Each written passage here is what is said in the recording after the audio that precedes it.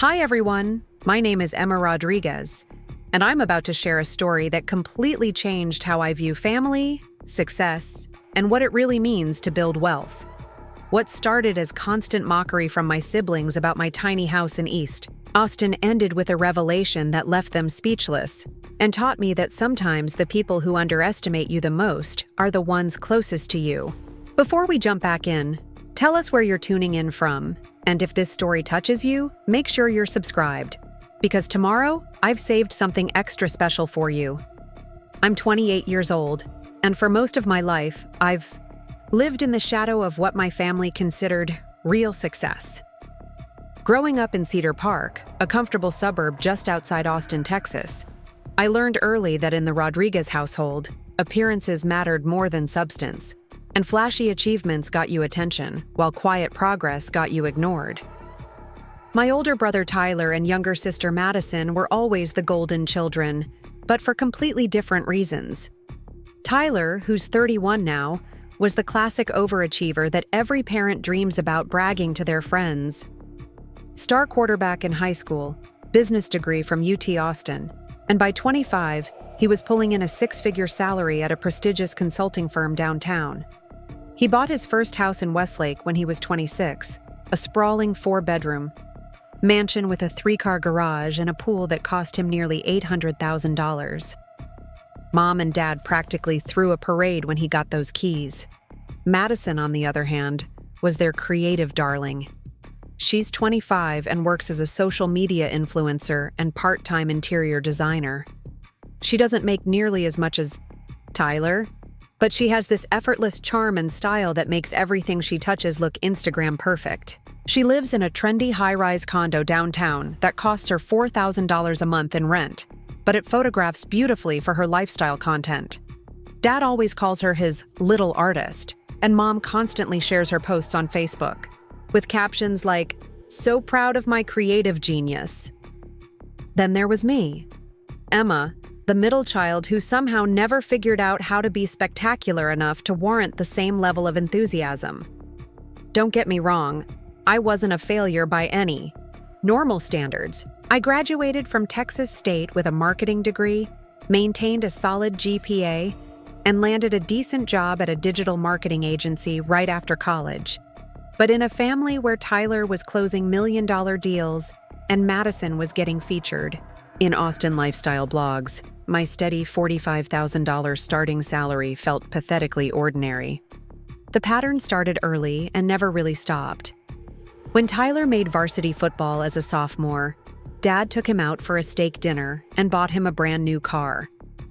When Madison won the school art contest in 8th grade, Mom framed the certificate and hung it in the living room where everyone could see it. When I made honor roll every semester in high school, I got a pat on the head and a reminder not to let it go to my head. I remember one particular family dinner when I was 17. I had just gotten accepted into the National Honor Society and received a small scholarship for academic achievement. I was excited to share the news, but the moment I started talking, Tyler interrupted to announce that he'd been offered a partial football scholarship to a Division II school. Suddenly, my academic recognition became background noise to his athletic triumph. Dad immediately started talking about Tyler's bright future and how proud he was to have raised such a winner. Mom looked at me across the table and said, "That's nice about your honor society thing, Emma. But don't you think you should focus more on developing some real skills? You know, something that makes you stand out like your brother and sister. Don't?" The scholarship letter felt heavy in my hands, and I quietly folded it and put it away. That night, I decided I was going to find my own way to stand out, even if my family couldn't see it yet. College was my escape, but it was also where the financial reality of being the overlooked child really hit me. While Tyler's football abilities had earned him partial scholarships and family financial support, and Madison later got help paying for her design courses because Mom thought they were investments in her creative future, I was mostly on my own. I worked 20 hours a week at the campus bookstore, took out student loans, and lived in the smallest dorm room available to keep costs down. During my junior year, I took an elective class called Personal Finance and Investment, mostly because it fit my schedule, but it ended up changing my entire perspective on money. The professor, Dr. Martinez, spent weeks talking about the difference between looking wealthy and actually building wealth. He showed us case studies of people who drove luxury cars and lived in expensive apartments but had no savings, versus people who lived modestly but were quietly accumulating assets that would make them financially independent. One lesson that stuck with me was about real estate investment. Dr. Martinez explained how some of the wealthiest people in America got that way, not through high salaries or flashy businesses, but by buying property when it was undervalued and holding on to it. As markets grew, he talked about neighborhoods in cities like Austin that were considered undesirable 20 years ago, but were now some of the most expensive areas in the city. After that class, I started paying attention to Austin's real estate market in a way I never had before. I noticed how East Austin, which had historically been a working-class area, was slowly showing signs of change. Preparing and narrating this story took us a lot of time, so if you are enjoying it, subscribe to our channel. It means a lot to us. Now back to the story. Coffee shops were opening where there used to be vacant lots. Young professionals were starting to move into the area because they couldn't afford West Austin, but still wanted to be close to downtown. The signs were subtle, but they were there. I spent hours reading real estate blogs, watching YouTube videos about property investment, and studying Austin's development plans. I learned about gentrification patterns, tax incentives for development, and how to spot neighborhoods that were about to experience growth. While my classmates were going out to parties on weekends, I was driving around different areas of the city, taking notes about property values and neighborhood trends. My family thought this was just another one of my weird phases. When I tried to talk to Dad about what I was learning, he laughed and said, "Emma, you're 20 years old and work at a bookstore.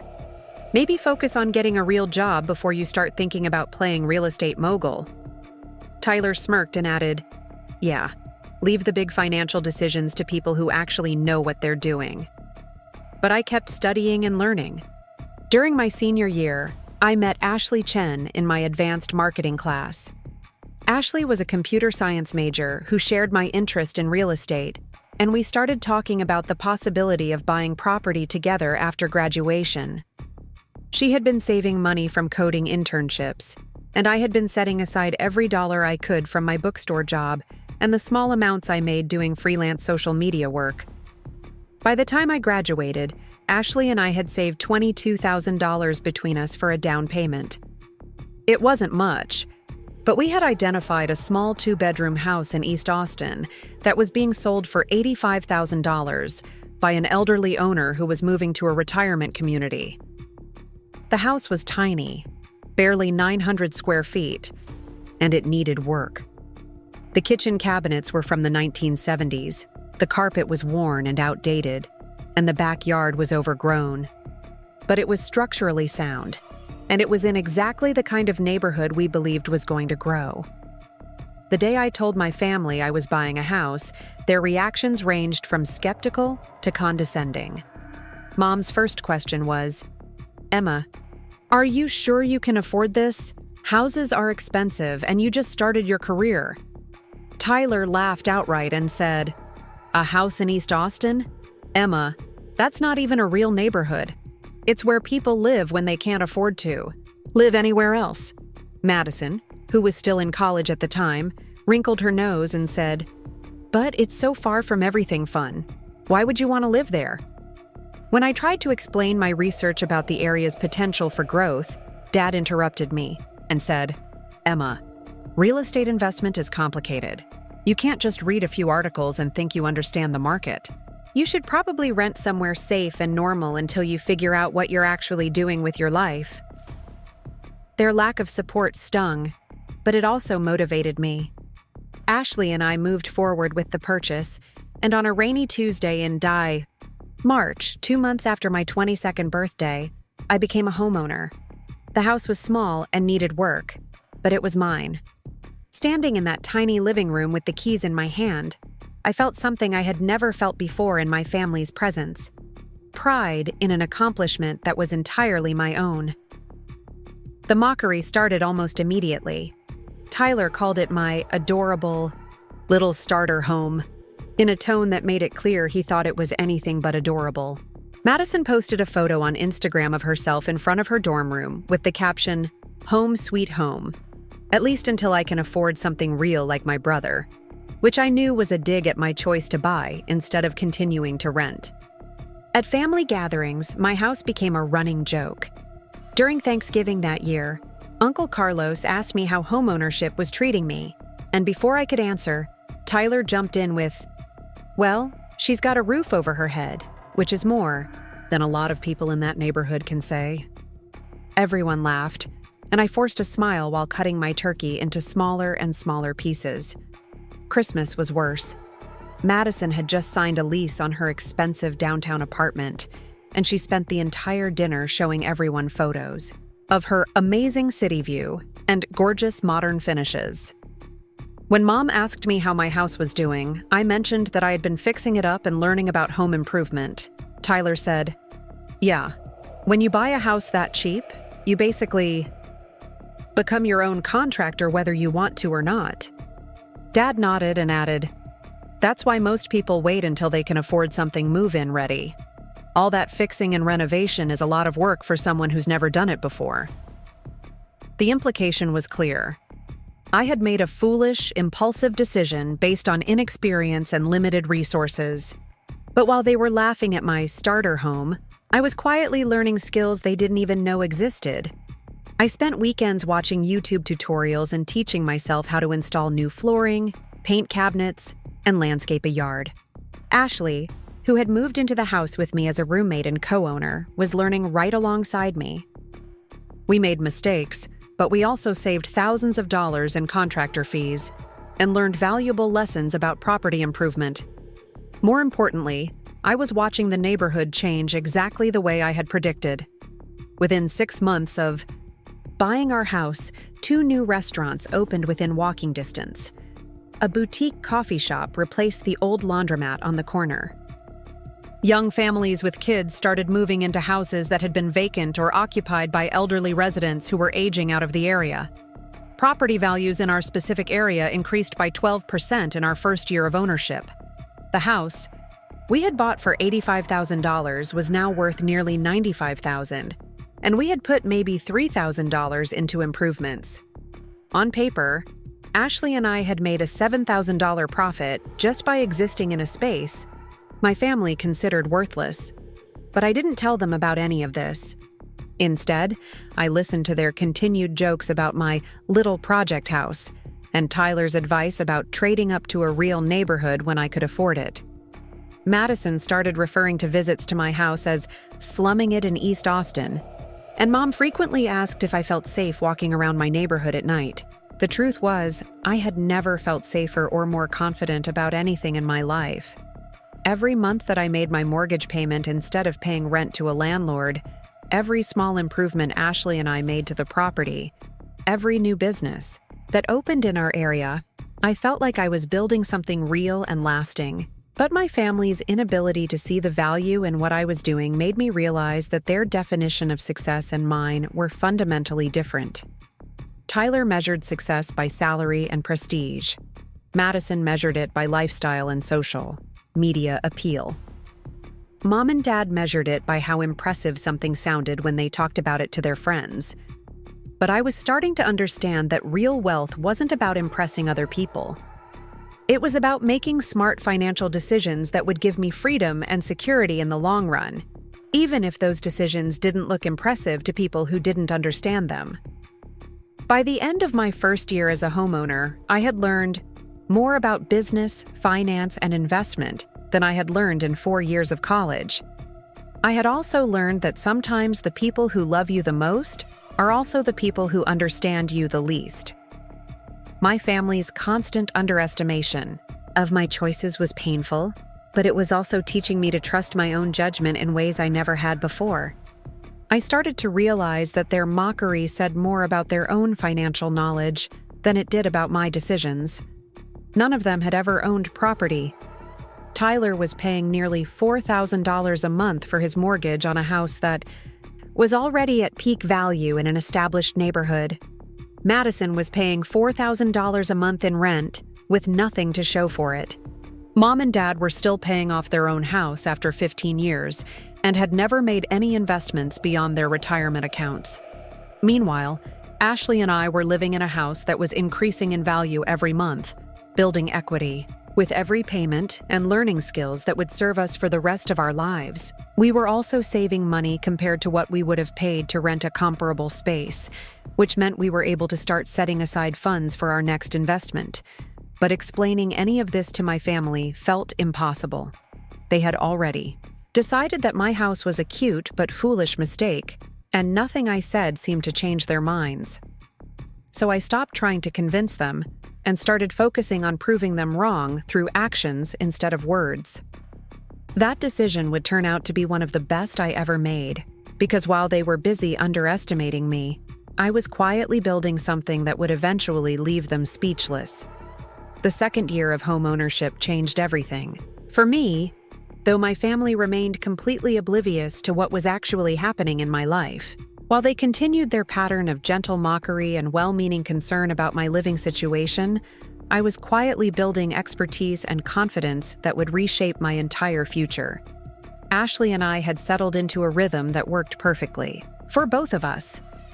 She handled most of the technical research, using her computer science background to analyze market data and identify trends in property values across different Austin neighborhoods. I focused on the human side of real estate, talking to local business owners, attending community meetings, and building relationships with other property owners in our area. One of the most valuable connections I made was with Mrs. Williams, an elderly African-American woman who had lived in our neighborhood for over 40 years. She owned the house directly across the street from us, and initially, I think she was skeptical about these two young women who had moved into what she considered her stable, quiet community.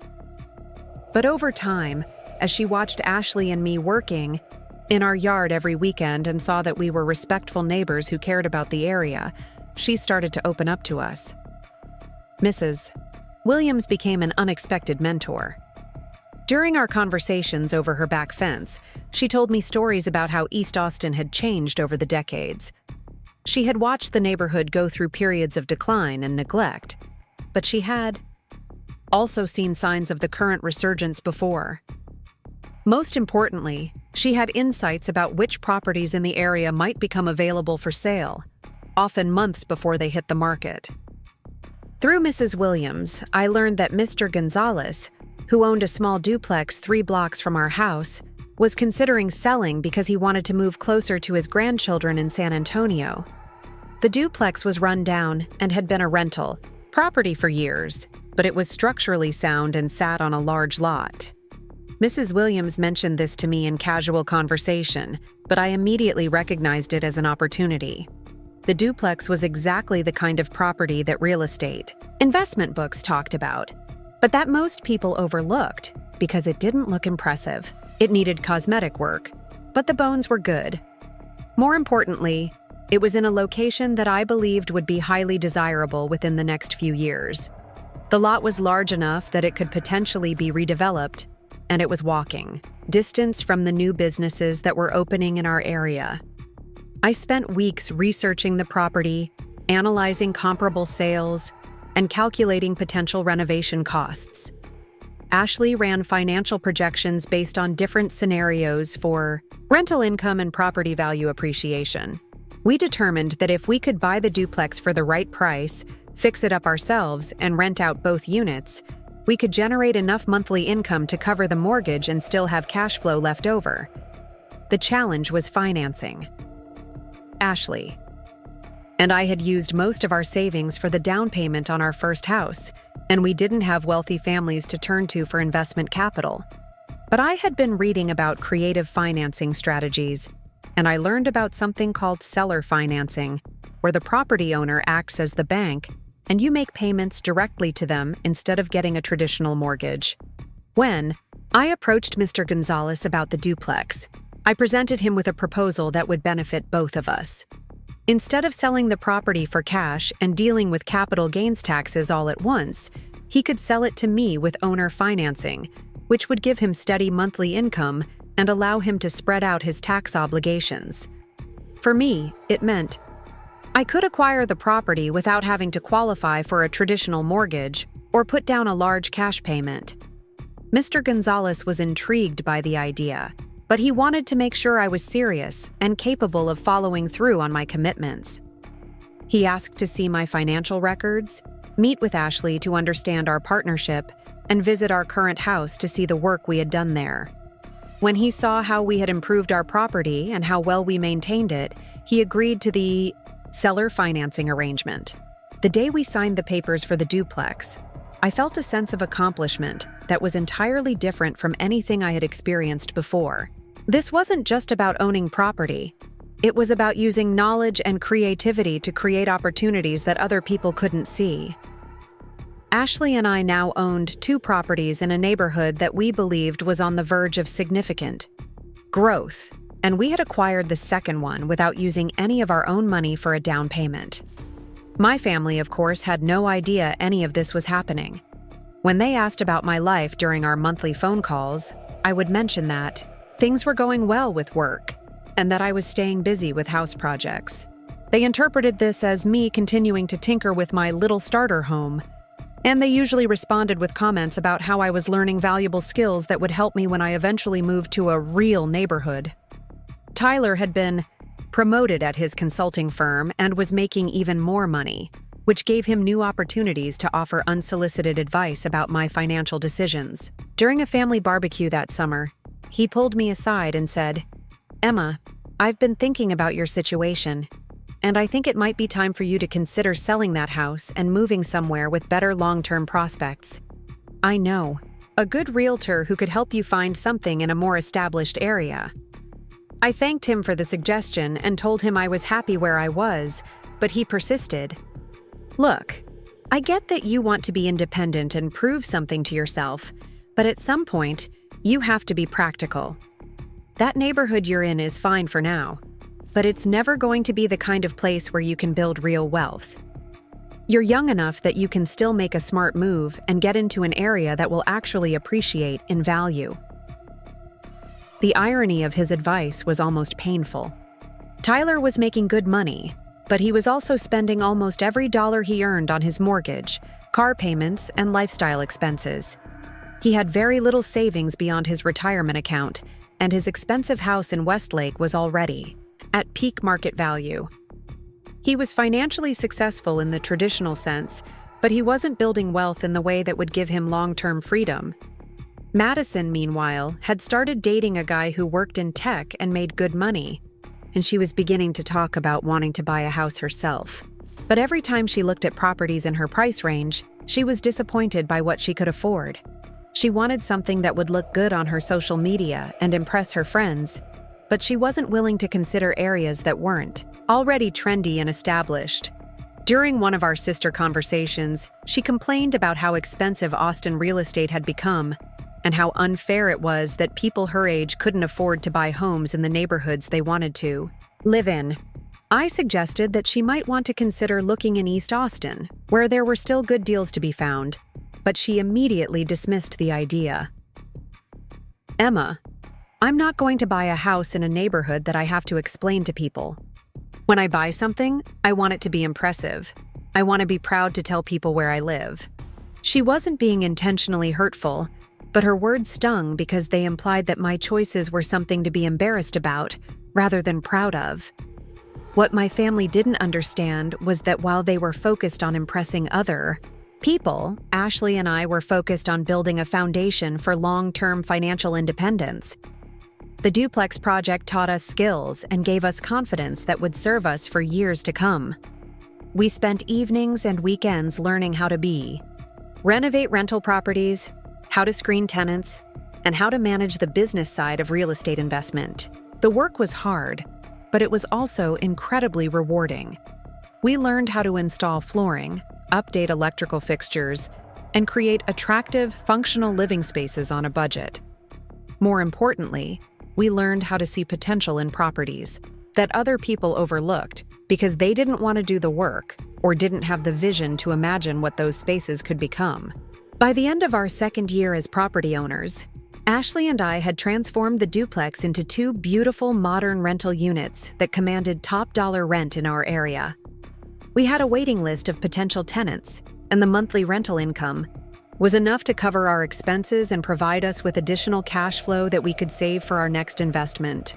The transformation of our neighborhood was accelerating exactly as we had predicted. Property values in East Austin had increased by nearly 20% since we bought our first house, which meant our original investment had grown significantly in value. The duplex, which we had purchased for $95,000, was now worth at least $120,000 after our improvements and the general market appreciation. But perhaps most importantly, I was developing a reputation in the local real estate community as someone who understood the market and could identify good opportunities. Other investors started reaching out to me for advice about the area. Contractors who had worked with us began referring other property owners to us. Real estate agents started calling when they had listings that they thought might interest us. One of those calls came from an agent named Jennifer Martinez, who had heard about our success with the duplex project. She told me about a portfolio of 3 small houses that an elderly investor was looking to sell as a package deal. The houses were all in East Austin, all needed work, but all had good potential for renovation and rental. The portfolio was priced at $240,000, which was more money than Ashley and I had access to through traditional financing. But Jennifer mentioned that the seller was motivated and might be open to creative financing arrangements, especially if he could find buyers who would close quickly and handle the transaction without complications. This conversation happened during a particularly frustrating period with my family. Tyler had just bought a new BMW and was talking constantly about his latest promotion and the bonus he had received. Madison was planning an expensive vacation to Europe and posting about it constantly on social media. During our most recent family dinner, Mom had made a comment about how proud she was that Tyler and Madison were really making something of themselves and how she hoped I would figure out my path soon. The comment bothered me more than usual because I felt like I was making something of myself, but it was happening in a way that my family couldn't recognize or appreciate.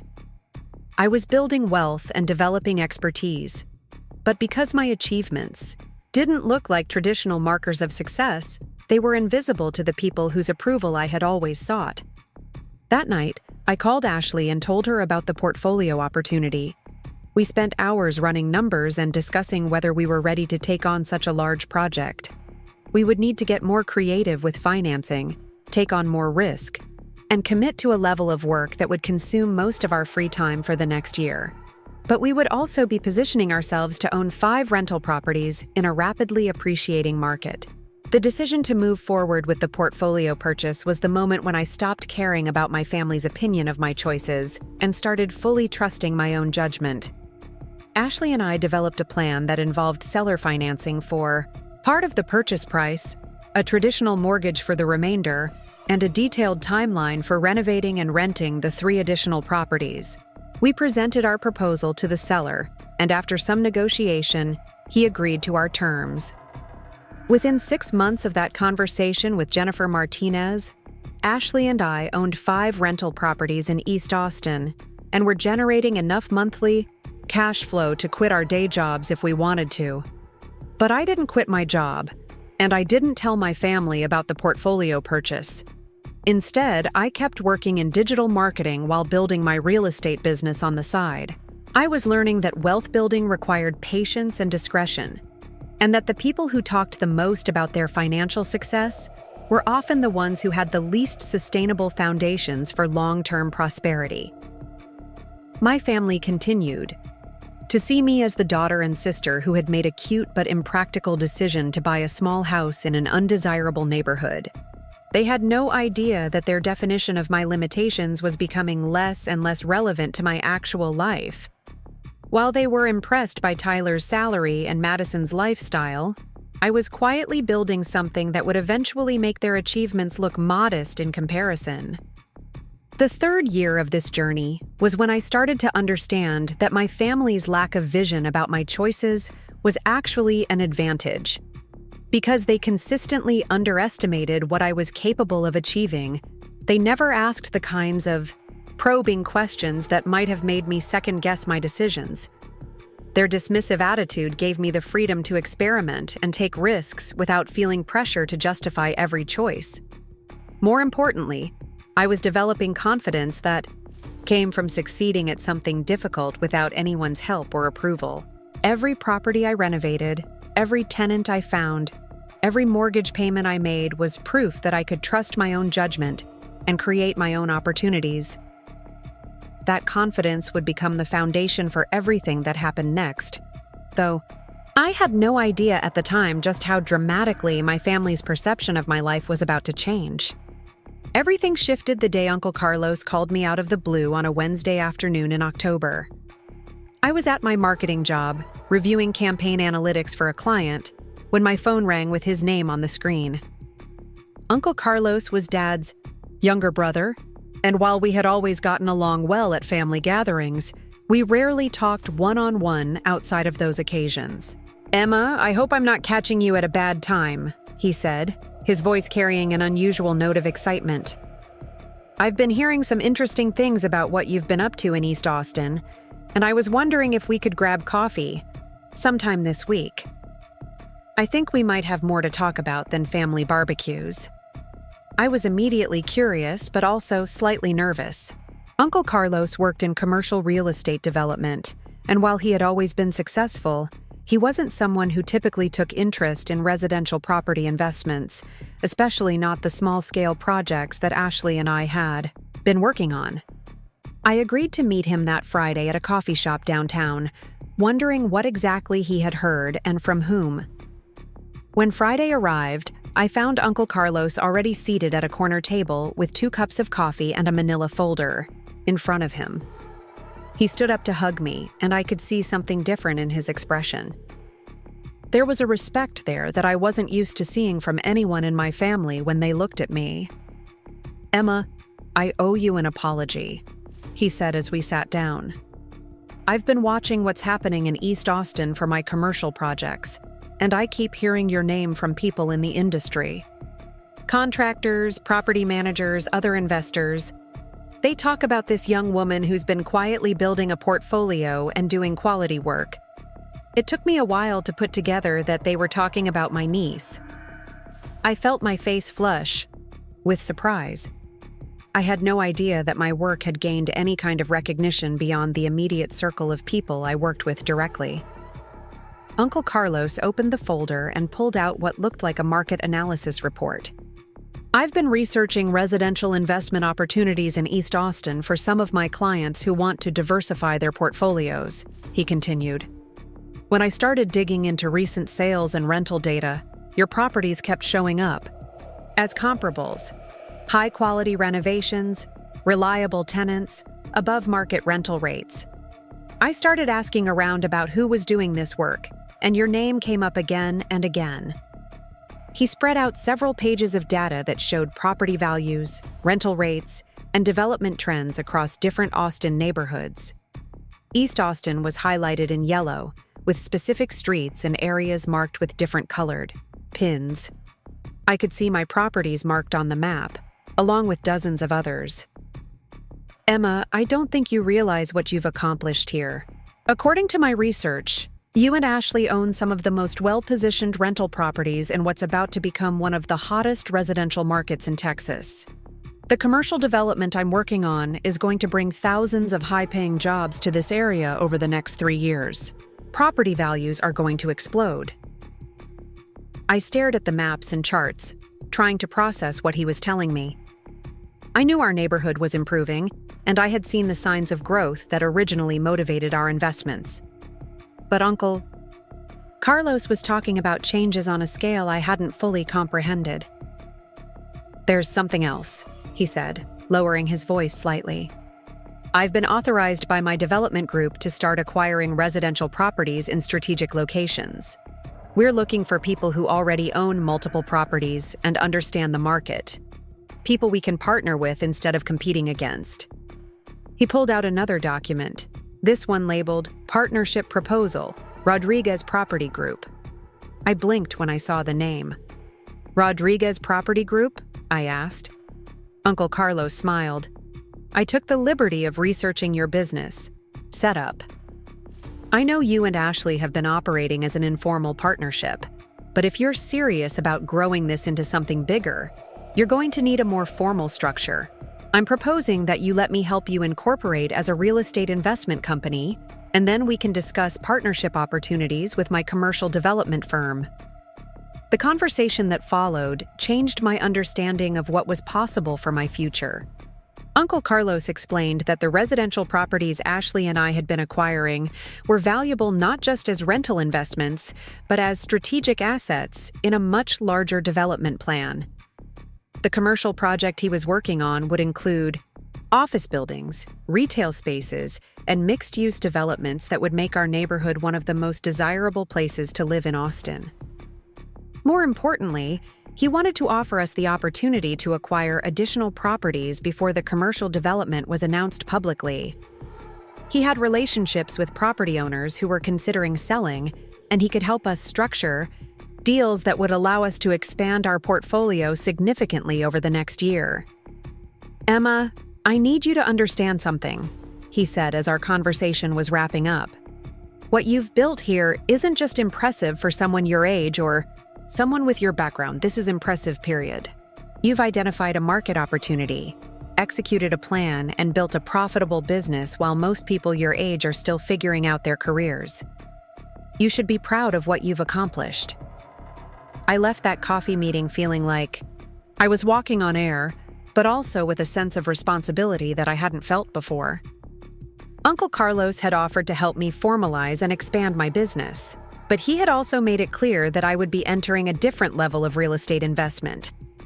The stakes would be higher, the opportunities would be bigger, but the risks would also be more significant. That weekend, Ashley and I spent hours discussing Uncle Carlos's proposals. We researched his development company, analyzed the partnership terms he had outlined, and tried to understand the implications of incorporating as a formal business entity. We also talked about what it would mean to transition from small-scale property management to potentially owning dozens of rental units. The decision to move forward felt both exciting and terrifying. We were being offered the chance to accelerate our growth in ways we hadn't imagined possible, but we were also stepping into a world where we would be playing with much larger amounts of money and taking on much more complex responsibilities. We decided to start by incorporating Rodriguez Property Group as a limited liability company, with Ashley and me as equal partners. Uncle Carlos helped us navigate the legal requirements and introduced us to an attorney who specialized in real estate investment businesses. Within a month, we had a formal business structure, professional accounting systems, and a business plan for acquiring additional properties.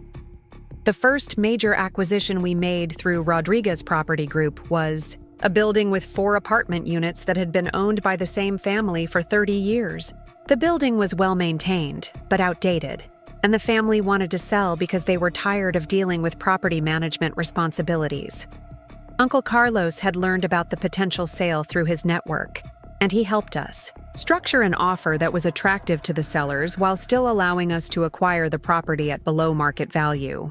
The 4-unit building represented a significant step up in complexity from the single-family houses we had been managing. We had to learn about multi-unit property management, deal with multiple tenants simultaneously, and handle more complicated financial tracking.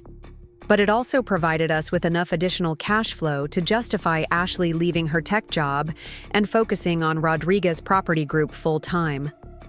By the end of that year, Ashley and I owned 9 rental units across 5 different properties, all located within a 6-block radius in East Austin. Our monthly rental income was substantial enough that I could have left my marketing job as well, but I decided to stay for the stability and because I enjoyed the work. More importantly, I was starting to see how my marketing skills could be applied to real estate investment and property management. Throughout this period of rapid growth, my family remained completely unaware of what was happening in my professional life. They knew I was still living in the same small house in East Austin, still working at the same marketing agency, and still spending my weekends on what they assumed were home improvement projects. When they asked about my life during family gatherings, I would mention that things were going well and that I was staying busy, but I didn't elaborate on the details. Part of my reluctance to share information came from not wanting to deal with their questions and opinions before I felt confident about what I was building, but a larger part came from recognizing that their understanding of wealth and success was so different from mine that explaining my business would require educating them about concepts they had never considered important. Tyler continued to measure success by salary and job titles. He had been promoted again and was now making close to $200,000 a year, which he mentioned frequently during family conversations. Madison had gotten engaged to her tech boyfriend and was planning an elaborate wedding that would cost more than most people make in a year. Mom and Dad were proud of both of their achievements and frequently talked about how well their children were doing. During Thanksgiving dinner that year, Dad made a toast about how grateful he was to have raised kids who were making their mark on the world. He specifically mentioned Tyler's recent promotion and Madison's engagement, and then he looked at me and said, "And Emma, we're proud of you for being so independent and figuring out how to make your little house work for you." The phrase, "little" house stung more than usual because by that point, my little house was just one piece of a business that was generating more monthly income than Tyler's impressive salary. But I smiled and thanked him for the acknowledgement, and I didn't mention that I was probably the most financially secure person at that table. The conversation that really crystallized my feelings about my family's perceptions happened during Christmas dinner a few weeks later. Madison was showing everyone photos from a recent vacation she and her fiancé had taken to Hawaii, and Mom was gushing about how beautiful the resort looked and how important it was for young people to experience luxury while they could afford it. Tyler joined the conversation by talking about a new car he was considering buying, something imported and expensive that would make the right impression with his clients and colleagues. When Mom asked me if I had any vacation plans or major purchases coming up, I mentioned that Ashley and I were thinking about taking a trip to visit some real estate markets in other cities to learn about investment strategies in different areas. The response was immediate and unanimous. Tyler laughed and said, "Emma, you're becoming obsessed with this real estate stuff. Maybe it's time to develop some other interests." Madison added, "Yeah, and when you do travel, you should go somewhere fun, not somewhere to look at houses." Mom nodded and said, "Sweetheart, you work hard and you deserve to enjoy yourself. You don't have to turn everything into a business project." Their reaction confirmed what I had been sensing for months. They couldn't see that my obsession with real estate was actually a passion that had become a profitable business.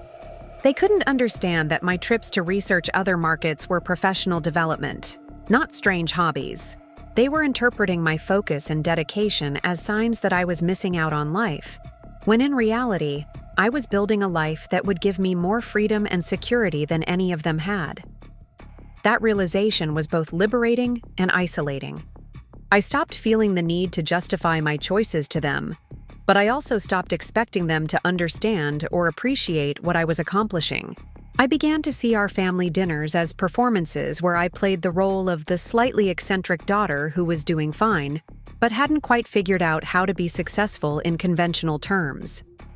The gap between their perception and my reality became even wider when Uncle Carlos approached me in early spring with an opportunity that would change everything.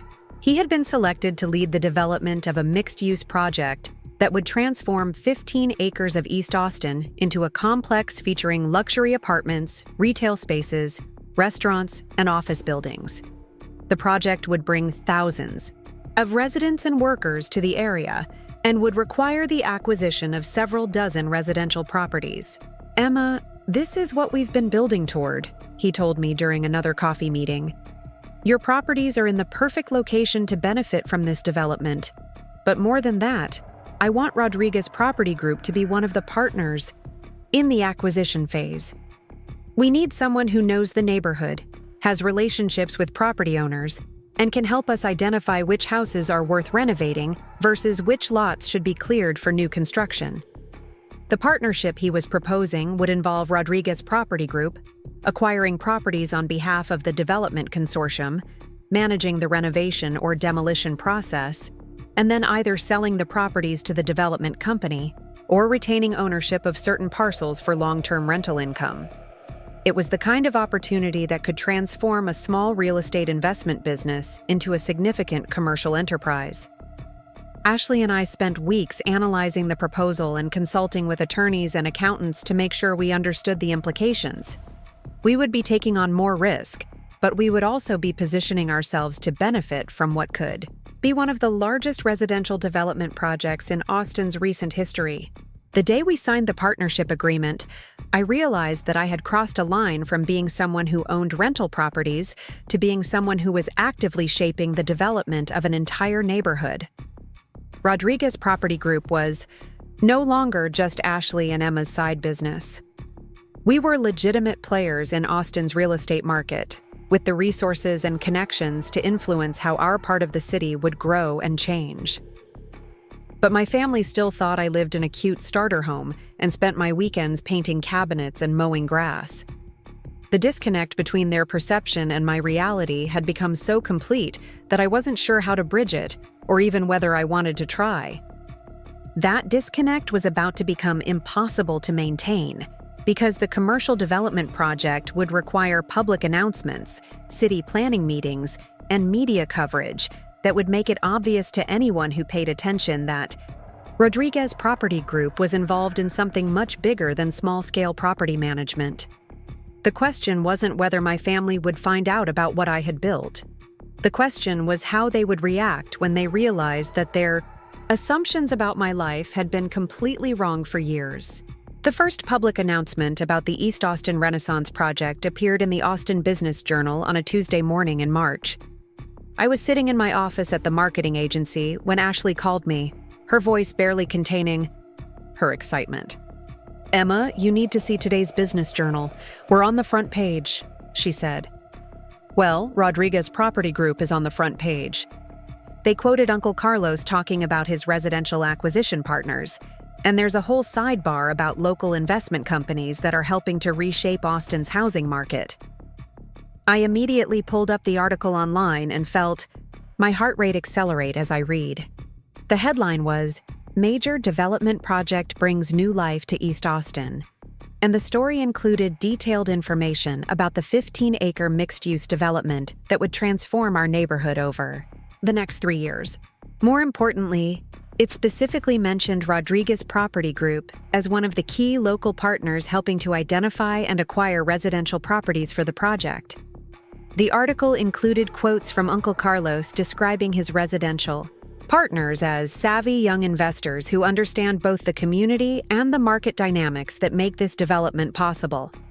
There was even a small photo of Ashley and me standing in front of one of our renovated properties, with a caption identifying us as the principals of Rodriguez Property Group, a local real estate investment firm.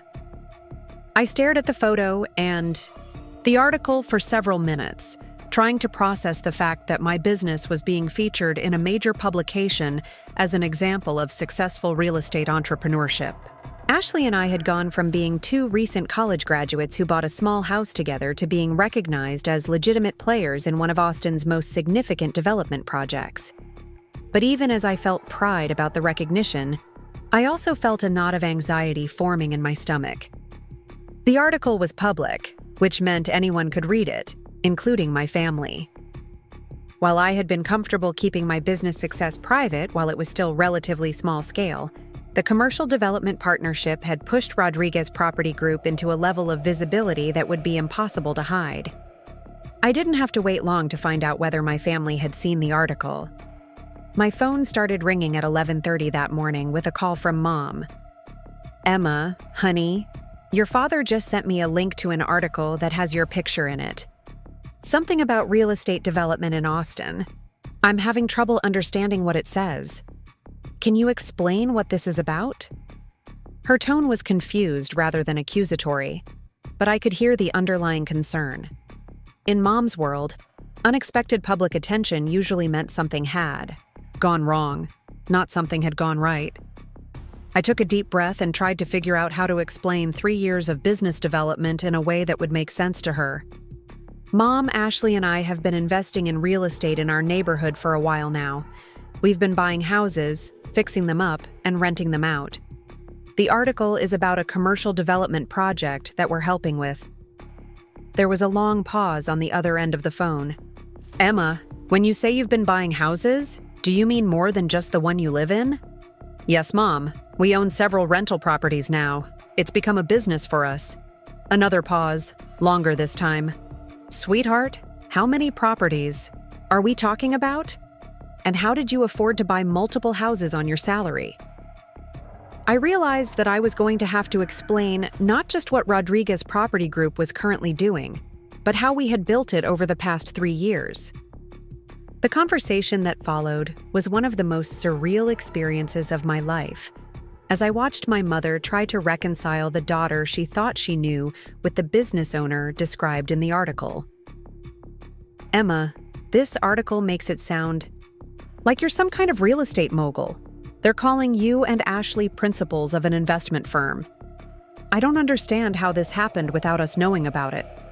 I tried to explain our progression from buying our first house to building a portfolio of rental properties to partnering with Uncle Carlos on commercial development. But every detail I shared seemed to make the conversation more complicated, rather than clearer. "Wait, you said Uncle Carlos is involved in this? Does your father know about this business you've been building?" "I don't think Dad knows the details, Mom. I mean, I've mentioned that Ashley and I own some rental properties, but we haven't really talked about the scope of what we're doing." By the time I hung up the phone, I knew that a family conversation was inevitable. Mom had that tone in her voice that meant she was already planning how to bring Dad, Tyler, and Madison up to speed on this unexpected development in my life. The family meeting happened that Saturday afternoon at my parents' house in Cedar Park. Mom had called everyone and simply said that there were some things about Emma's business that the family needed to discuss. Tyler drove over from his house in Westlake, and Madison came from her downtown apartment. I arrived to find all of them sitting around the kitchen table with printouts of the Business Journal article and several other related news stories that had appeared online during the week. Dad looked up when I walked in, and his expression was a mixture of confusion and what I thought might be pride, though I wasn't entirely sure. "Emma, sit down. We need to understand what's been going on." Tyler was the first to speak, and his tone was more serious than I was used to hearing from him. "Emma, I've been reading about this development project you're involved in, and I have to say, I'm impressed but also concerned. Some of these articles are talking about millions of dollars in property acquisitions. How did you and Ashley get involved in something this big?" I had prepared for this conversation during the drive over, but sitting at the table with all of them staring at me still felt overwhelming. I started from the beginning, explaining how Ashley and I had researched the East Austin market, bought our first house, and gradually built a portfolio of rental properties. Madison interrupted when I got to the part about buying the duplex. "Wait, Emma, when you bought that second property, how much money were we talking about? I mean, how did you afford a down payment on another house when you were making like $40,000 a year?"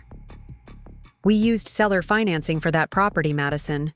The owner acted as the bank, so we didn't need a traditional down payment." "But you still had to make payments. How were you making payments on 2 mortgages?" "The rental income from the duplex covered its own mortgage payments and gave us additional cash flow." I watched their faces as I explained this concept, and I could see that they were struggling to understand how rental income could make property ownership profitable rather than just affordable. It was clear that none of them had ever considered real estate as an investment strategy rather than just a place to live. Tyler leaned forward and asked, "Okay, but how many properties are we talking about here?" The article mentions Rodriguez Property Group as a significant local investment firm. I had been dreading this question because I knew the answer would sound unbelievable to them. Including our original house, Ashley and I currently own 12 rental units across 7 different properties. The silence that followed this statement was deafening. Dad was the first to speak, and his voice was quiet. "Emma, are you telling us that you own 7 houses?" "Well, Ashley and I own them together through our business partnership, and they're not all single-family houses. Some are duplexes and apartment units." Mom looked like she was trying to solve a math problem in her head. "But Emma, even if these houses were inexpensive, we're talking about hundreds of thousands of dollars in property. How is that possible?" I spent the next hour explaining creative financing, property appreciation, cash flow analysis, and the partnership with Uncle Carlos's development company. I showed them rental income statements, property value assessments, and business financial reports that I had brought with me. The more information I shared, the more questions they had, and the more I realized how completely they had misunderstood what I had been building over the past 3 years. They had seen my focus on real estate as a hobby or fixation, when it had actually been the systematic development of a business that was now generating substantial monthly income and owned assets worth over $2 million. Tyler was particularly focused on the financial details. As someone who worked in business consulting, he understood the implications of what I was showing him better than the others did. "Emma, if these numbers are accurate, you and Ashley are generating more monthly income from your rental properties than I make at my consulting job." "That's correct. And the properties themselves have appreciated enough that your net worth on paper is..." He paused to calculate. "Substantially higher than mine, even though I've been making a 6-figure salary for 5 years. Probably, yes." Madison had been quiet during most of this conversation, but she finally spoke up. "Emma, I'm trying to understand something. When we've been having family dinners and talking about our lives, why didn't you tell us about any of this? I mean, this is huge. This changes everything about how I think about you and what you've been doing." This was the question I had been hoping to avoid, because answering it honestly would require acknowledging how their treatment of my choices had affected me over the years. "Madison, every time I tried to talk about real estate or my investments, you guys would change the subject or make jokes about my starter home. I got the impression that you thought my interest in property was cute, but not serious." Dad looked uncomfortable. "Emma, we weren't making fun of you. We just thought you were learning about home ownership." "Dad, I tried to explain what I was doing multiple times. When I bought the duplex, when I started talking about neighborhood development trends, when I mentioned that I was researching investment strategies. Every time, someone would interrupt or redirect the conversation to Tyler's job or Madison's social media success." Tyler shifted in his chair. "Emma, if you had told us you were building a business, we would have taken it seriously. I did tell you I was building a business. You told me to leave the big financial decisions to people who knew what they were doing." The conversation was getting more emotional than I had intended, but years of feeling overlooked and underestimated were finally coming to the surface.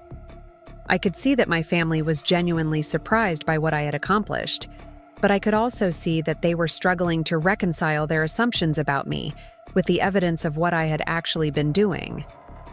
Mom finally broke the tension by asking a different kind of question. "Emma, what happens next? I mean, where does this business go from here?" I explained the commercial development partnership and what it would mean for Rodriguez Property Group over the next several years. I told them about the properties we would be acquiring, the renovation projects we would be managing, and the potential for expanding our business beyond Austin. Ashley and I are also talking about bringing in additional partners and potentially developing our own projects rather than just working with other developers. We've learned enough about the market and the construction process that we think we could handle larger-scale development ourselves. Tyler looked at Dad and then back at me. "Emma, what you're describing sounds like you're planning to become a major real estate developer. Do you understand how competitive and complex that industry is? Tyler, 3 years ago, you told me I didn't understand how competitive and complex real estate investment was. But Ashley and I figured it out. I think we can figure out development too. The meeting ended with more questions than answers, but it also ended with a recognition from my family that they had fundamentally misunderstood what I had been building over the past 3 years. They were proud of what I had accomplished, but they were also somewhat overwhelmed by the scale of it. As I drove home that afternoon, I realized that while it felt good to finally have my family understand what I had been working on, their recognition didn't feel as important as I had thought it would. The validation I had been seeking from them for years had become less necessary as I had built confidence in my own judgment and abilities. More importantly, I understood that their initial inability to see the value in my choices hadn't been a reflection of my worth or potential. It had been a reflection of their own limitations in understanding different paths to success. The phone calls and text messages that followed over the next few days showed me how much our family dynamic had shifted. Tyler called to ask for advice about real estate investment opportunities. Madison wanted to know if Ashley and I would be interested in helping her buy her first house. Mom started sending me articles about successful women entrepreneurs. But the most significant change was in how they talked about my living situation. My little starter home had become Emma's first investment property. My hobby of fixing up houses had become Emma's real estate business. My phase of focusing on property had become Emma's expertise in development. The shift in their language reflected a shift in their understanding, but it also highlighted how much their previous dismissiveness had been based on assumptions rather than actual knowledge of what I was doing. 2 weeks after our family meeting, Madison called me with a request that would have been unimaginable just a month earlier. Emma, I know this might sound crazy, but would you and Ashley be willing to help me understand how real estate investment works? I've been thinking about what you said about building wealth versus just earning income, and I think I've been approaching my finances all wrong. The conversation that followed was the first real heart-to-heart discussion Madison and I had ever had about money, goals, and what we wanted our futures to look like. She admitted that her expensive lifestyle and focus on social media appeal had left her with very little savings, despite having a decent income for several years. Emma, I've been so focused on looking successful that I haven't been thinking about actually building security for myself. Watching you present all those financial reports to the family made me realize that I have no idea what my net worth actually is, and I'm pretty sure the answer would be embarrassing. This conversation with Madison was the beginning of a new relationship between us, one based on mutual respect, rather than the old dynamic where she was the favored creative child and I was the overlooked practical one. She started asking me for advice about budgeting, saving, and financial planning, and I realized that helping her understand these concepts was almost as rewarding as building my own business. Tyler's response was different, but equally significant. He didn't ask for help with his personal finances, but he did ask if Rodriguez Property Group would be interested in consulting with his firm on real estate components of their business development projects. Emma, I've been telling my partners about your success in identifying undervalued neighborhoods and predicting development trends. We have clients who could benefit from that kind of market analysis. The idea of Tyler's prestigious consulting firm wanting to work with my business was something I never could have imagined during those years when he was giving me unsolicited advice about moving to a real neighborhood. But perhaps the most meaningful change was in my relationship with my parents. Dad started asking detailed questions about my business operations and expressing genuine admiration for the strategic thinking that had gone into building Rodriguez Property Group. Mom began including updates about my business success in her conversations with friends and relatives, with the same pride she had always shown when talking about Tyler's promotions and Madison's creative projects. The transformation in how my family saw me was gratifying, but it also confirmed something I had suspected for years. Their inability to recognize my achievements hadn't been about my achievements themselves. It had been about their preconceptions about what success looked like, and their assumptions about what I was capable of. Now that those assumptions had been shattered, they were able to see me clearly for the first time. But I had learned not to depend on their recognition for my own sense of worth and direction. That independence would serve me well in the challenges and opportunities that lay ahead.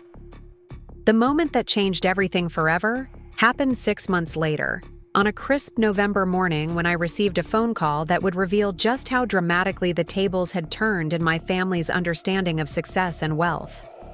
I was reviewing construction progress reports for our latest acquisition when my phone rang with Tyler's number. His voice carried an urgency I rarely heard from him, mixed with something that sounded almost like panic. "Emma, I need to ask you something, and I need you to be completely honest with me. Do you know anything about the foreclosure notices that went out in Westlake this week?" My stomach dropped. Westlake was Tyler's neighborhood, the exclusive area where he had purchased his dream house 5 years earlier with such pride and confidence. "Tyler, what foreclosure notices? What's going on?" "There's been some kind of issue with the homeowners association fees and property tax assessments. A bunch of houses in my subdivision are facing foreclosure proceedings, including mine. The letter says the properties are going to be auctioned off to pay back taxes and HOA debts that apparently have been accumulating for years." I felt a chill run down my spine as I began to understand what Tyler was telling me. "Tyler, how much money are we talking about?" "The notice says I owe $47,000 in back taxes and association fees. Emma, I don't have $47,000 in savings. My mortgage payments and car payments and lifestyle expenses eat up almost everything I make. I thought the property taxes were being handled through my mortgage escrow account, but apparently there was some kind of error with the tax authority records." The irony of the situation was almost overwhelming. Tyler, who had spent years lecturing me about financial responsibility and making smart real estate decisions, was about to lose his house because he hadn't been paying attention to the basic administrative details of property ownership. "Tyler, when is the auction scheduled?" "Next Friday." "Emma, I'm desperate. I've called every bank I can think of, but I can't get a loan processed fast enough to stop the foreclosure. My credit is good, but I don't have enough liquid assets to qualify for a quick cash loan of this size." There was a long pause, and when Tyler spoke again, his voice was smaller than I had ever heard it. "Emma, I know this is awkward, but would Rodriguez Property Group be interested in buying my house at the foreclosure auction? I can't afford to keep it, but maybe I could work out some kind of arrangement where I rent it back from you until I can get my finances sorted out." I closed my eyes and tried to process what my brother was asking me. The brother who had mocked my little starter home was now asking me to save his mansion from foreclosure. The brother who had told me to leave real estate decisions to people who knew what they were doing was now turning to me as his only option to avoid financial disaster. "Tyler, let me research the property details and get back to you. I'll need to see the foreclosure documents and understand exactly what's involved." That afternoon, Ashley and I spent hours analyzing Tyler's situation and researching the foreclosure auction process. The house Tyler was about to lose was worth approximately $700,000, but the total debt that needed to be paid to stop the foreclosure was only $53,000 when legal fees were included. More importantly, we discovered that Tyler's house wasn't the only property in his subdivision facing foreclosure. Due to a systematic error in how the homeowners association had been handling tax payments for the past several years, nearly 30 houses in the exclusive Westlake neighborhood were going to be auctioned off simultaneously. Ashley looked up from her laptop with an expression I had never seen before. "Emma, do you realize what this means? We have the opportunity to acquire multiple luxury properties in one of Austin's most expensive neighborhoods for a fraction of their market value." I stared at the foreclosure listings, trying to comprehend the magnitude of what she was suggesting. If Rodriguez Property Group purchased several of these properties at the foreclosure auction, we would instantly own more real estate in Westlake than most individual investors owned in the entire Austin area. But Tyler's situation added a personal dimension that made the decision more complicated. Buying his house would save him from financial disaster, but it would also make me his landlord, fundamentally changing our family relationship in ways that might be difficult to navigate.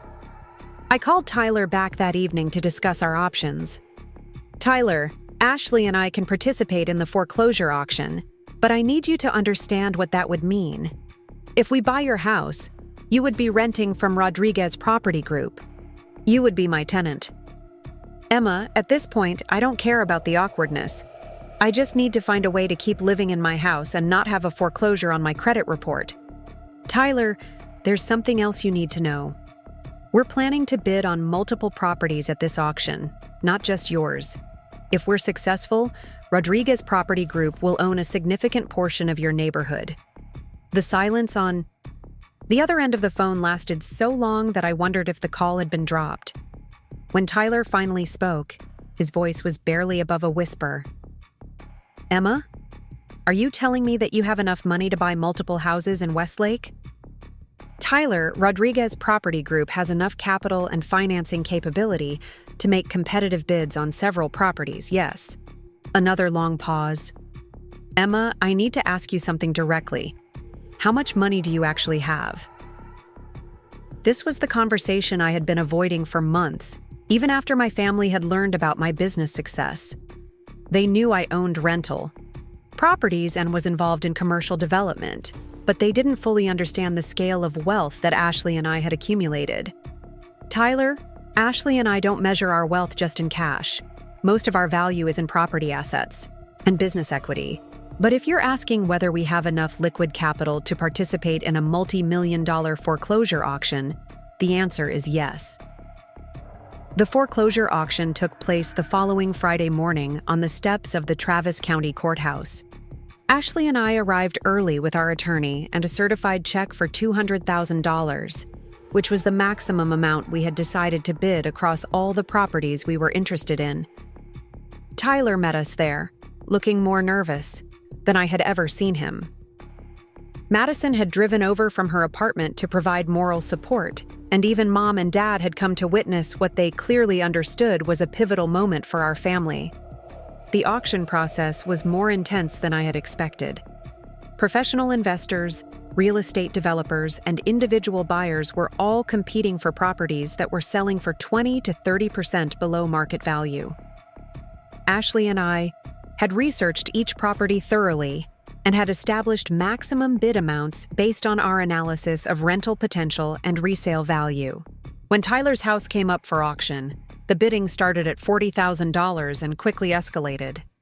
Ashley and I bid strategically, staying below our predetermined maximum while competing against two other serious bidders.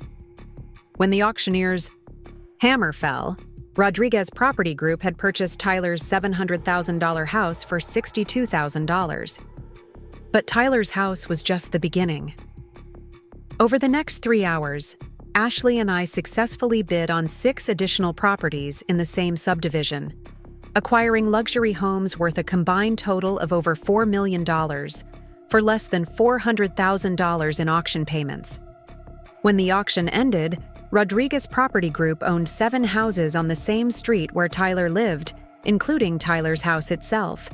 We had gone from being small-scale rental property investors to being the largest residential property owner in one of Austin's most exclusive neighborhoods.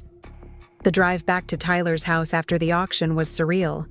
My family followed Ashley and me in their own cars, and when we all gathered in Tyler's living room, which was now technically my living room, the magnitude of what had just happened began to sink in. Dad was the first to speak, and his voice carried a tone of amazement that I had never heard before. "Emma, I need to make sure I understand what just happened. You now own Tyler's house and 6 other houses on this street?" "That's correct, Dad. And these houses are worth millions of dollars in total?" According to current market assessments, the 7 properties we acquired today are worth approximately $4.2 million combined. Tyler sat down heavily on his couch and looked around at the living room he had been so proud of. Emma, I don't know how to thank you for this. If you hadn't been able to buy the house, I would have lost everything. Tyler, you don't need to thank me. This was a good business decision for Rodriguez Property Group. These properties will generate rental income and appreciate in value over time.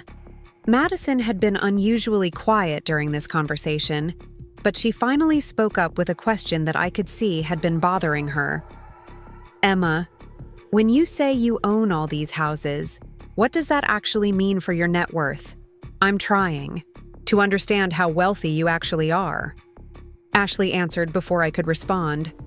Madison, between our original rental portfolio in East Austin, our commercial development partnerships, and today's acquisitions, Rodriguez Property Group's total assets are valued at approximately $8.5 million. The number hung in the air like something tangible. My family stared at Ashley and me as if we had suddenly transformed into different people entirely. Mom was the first to find her voice. Emma, are you telling us that you're a millionaire? Mom, Ashley, and I are business partners in a company that owns assets worth several $1,000,000. Most of that wealth is tied up in property and business investments, but yes, our net worth is substantial. Dad leaned forward in his chair and asked the question I knew had been building in his mind. Emma, how did this happen? 3 years ago, you were working at a marketing agency and living in a small house in East Austin. How did you go from that to owning millions of dollars in real estate? I spent the next hour explaining the progression of strategic decisions that had led to this moment.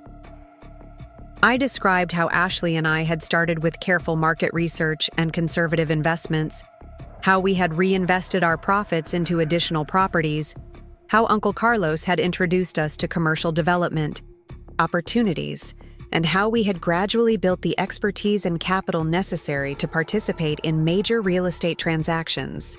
But more than the specific business decisions, I tried to help them understand the mindset that had made our success possible.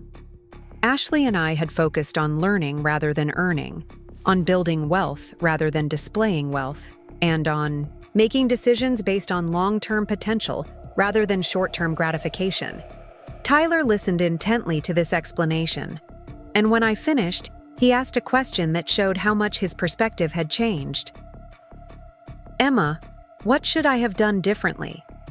I mean, I was making good money, but I have almost nothing to show for it except expenses. Tyler, you were spending money to look successful instead of spending money to become wealthy. Your house, your car, your lifestyle, they were all expensive, but they weren't investments. They were just costs. Madison nodded slowly. Emma, I think I've been making the same mistake Tyler made.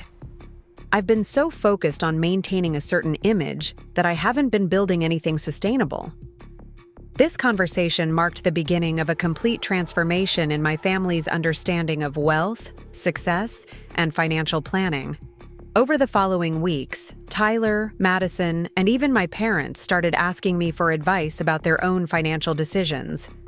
Tyler decided to downsize his lifestyle significantly, using the money he saved on rent and car payments to start building an emergency fund and investment portfolio. Madison began working with a financial planner to develop a budget that would allow her to save money while still maintaining her social media presence. Mom and Dad started researching real estate investment opportunities for their own retirement planning. But perhaps the most significant change was in how they talked about success in general. The focus shifted from income and appearances to assets and long-term planning. They began to understand that wealth wasn't about how much money you made, but about how much money you kept and what you did with it. 6 months after the foreclosure auction, Rodriguez Property Group had renovated and rented all 7 Westlake properties to high-quality tenants who were paying premium rental rates for luxury accommodations. Tyler had moved into a smaller, more affordable apartment and was using the money he saved to rebuild his financial foundation. Madison had started her own small business, helping other social media influencers develop financial literacy and investment strategies. The rental income from the Westlake properties alone was generating more monthly cash flow than Ashley and I had made in our previous jobs combined. Combined with our East Austin portfolio and commercial development partnerships, Rodriguez Property Group was producing enough income to support both of us comfortably while still reinvesting substantial amounts into new opportunities.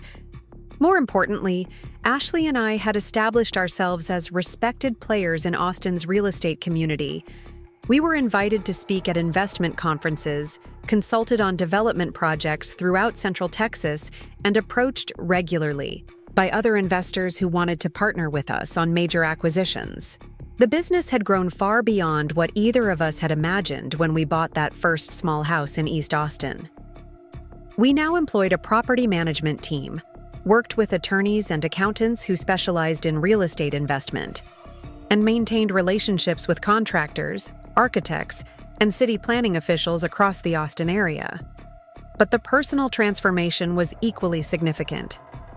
I had gone from being the overlooked middle child who couldn't seem to impress her family to being the person they turned to for advice about the most important financial decisions of their lives. Ashley and I had built something that provided us with both financial freedom and professional recognition. The mockery and dismissiveness that had characterized my family's attitude toward my little starter home had been replaced by genuine respect and admiration for what Ashley and I had accomplished. But more importantly, I had learned not to need their validation to feel confident about my own choices and abilities. The house in East Austin where this journey had started was still our primary residence, though we had expanded and renovated it significantly over the years. It remained a symbol of the unconventional path that had led us to success, and a reminder that the most valuable opportunities often come disguised as things that other people don't want or understand. When people asked me for advice about real estate investment or building wealth, I always told them the same thing.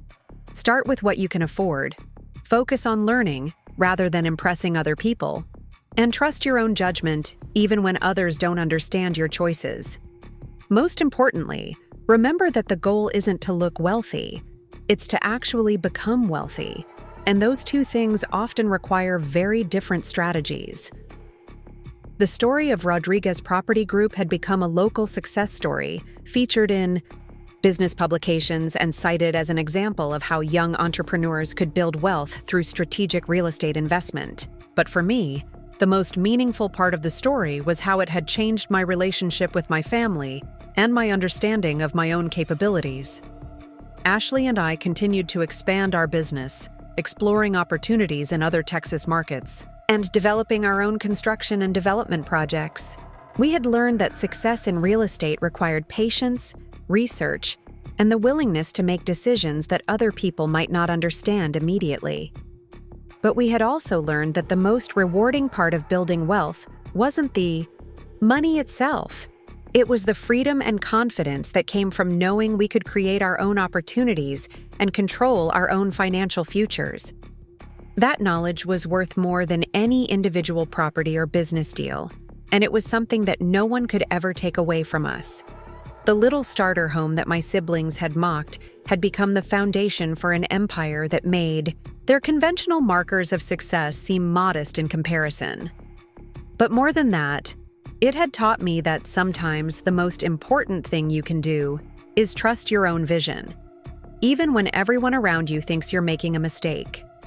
Up next, you've got two more standout stories right on your screen. If this one hit the mark, you won't want to pass these up. Just click and check them out.